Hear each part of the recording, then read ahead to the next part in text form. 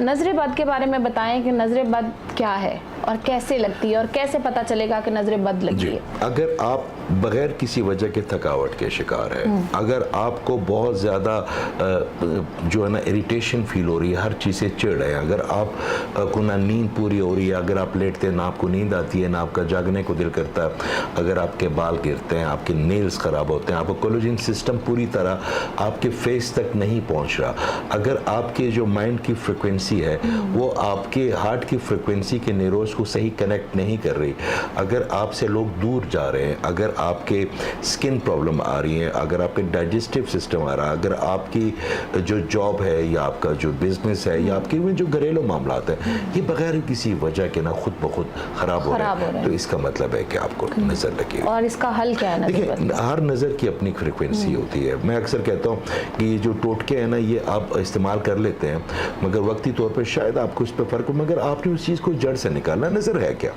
देखिए, अब तो जो बच्चे जनरेशन जी है ये बड़े समझदार हैं, ये वो पुरानी बातों पे नहीं अब बैलते कि बस आपने ये कर दिया उनको बता दिया कि पूछ ना, सवाल ना पूछ। ये सवाल पूछते हैं और यही बात इनको अल्लाह के करीब लेके जा रही है, क्योंकि इनको सवाल पूछ पूछ के ये सीढ़ियाँ तय करेंगे ना, ये एक एतकाद पे नहीं रहेगा। नॉर्मली किसी मर्द को औरत की नज़र नहीं लगेगी और जी, और किसी खातून को मर्द की नज़र नहीं लगेगी और खातून किसी मर्द को, ये हमेशा सेम जेंडर लगाएगी। अब मुझे एक बात बता, आपने इतने अच्छे कपड़े पहने हुए हैं, इतना अच्छा स्कार्फ है, आपने बाल जो है ना आपके बड़े अच्छे शाइन कलर है, क्या कोई मर्द चाहेगा कि वो इस तरह के कपड़े पहन के अच्छा लगे? क्या वो कोई ऐसा चाहेगा कि जो ऐसे लिपस्टिक ऐसा ब्लश ऑन लगाए? क्या आपकी आवाज़ की बारीकी, सुर, आपकी जो फेमिनिन है उसको कोई मर्द ऐसा चाहेगा? मर्द नहीं चाहेगा। मर्द तो किसी आदमी के रुतबे से चलेगा, उसकी गाड़ी से चलेगा, उसकी ताज़ीम से चलेगा, तो मर्द दो आपस में उनका क्लैश होगा ना।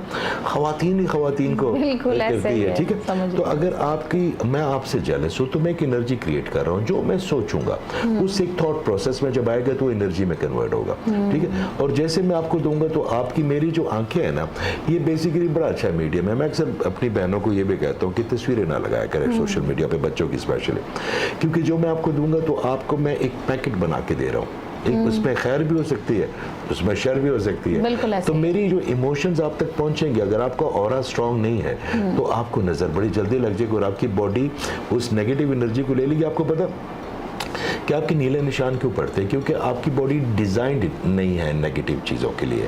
आप जब किसी आपकी बॉडी में कुछ डालते हैं, पानी डालते हैं, फूड डालते हैं कोई, तो वो उसको डाइजेस्ट कर लेता है, मगर जब ये नजरबद की आती है ना एनर्जी, तो कोलेजन सिस्टम, आपकी स्किन, आपके जो कह लें कि आपके जितने भी सेल्स हैं वो उसको आइडेंटिफाई नहीं कर पाते कि ये क्या चीज़ है, वो इतनी नेगेटिव होती है तेज़ाब की तरह, तो उसको बाहर निकालने की कोशिश करती है। तुम्हारे ब्रूजेस बनते हैं ब्लैक या ब्लू, तो उसके तरीके से देखें।